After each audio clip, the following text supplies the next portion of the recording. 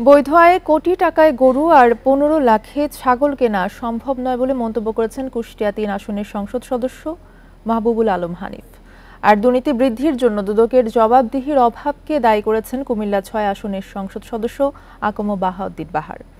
মঙ্গলবার সংসদের বাজেট অধিবেশনে তারা এসব কথা বলেন। নগদে ৫০০ টাকা বা তার বেশি পেমেন্টে পেতে পারেন ঢাকায় জমিসহ ২০ কোটি টাকার পুরস্কার। সম্প্রতি একের পর এক বিভিন্ন সরকারি কর্মকর্তার অস্বাভাবিক সম্পত্তি অর্জনের বিষয়টি সামনে আসায় এ নিয়ে দেশজুড়ে চলছে নানা আলোচনা সমালোচনা। বিষয়টি মঙ্গলবার সংসদ অধিবেশনেও উঠে আসে। দফায় দফায় সরকারি কর্মকর্তাদের বেতন বাড়লেও থামছে না তাদের দুর্নীতি, এমন অভিযোগ করে সংসদ সদস্য মাহবুবুল আলম হানিফ বলেন, আমলারা জড়িত না থাকলে রাজনৈতিক নেতাদের দুর্নীতির সুযোগ নেই।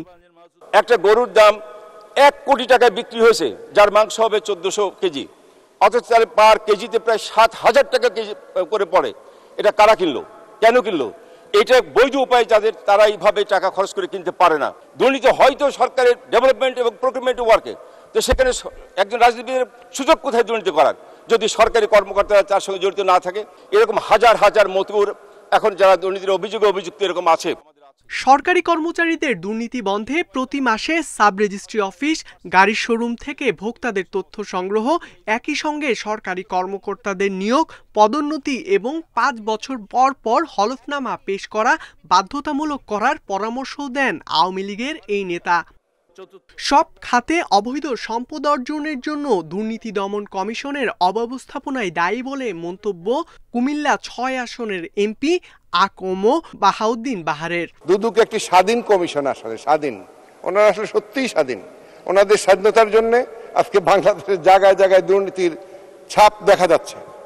দুর্নীতি দমন কমিশন ইচ্ছা করলে কারো বিরুদ্ধে ইনকোয়ারি করে, করে না। দুর্নীতির বিরুদ্ধে কিছুই বলার সুযোগ নাই আমাদের কারো।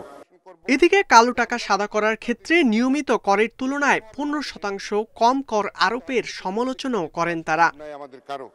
তাই বলতে চাই, ইকরামুল কবির, ইন্ডিপেন্ডেন্ট নিউজ, ঢাকা।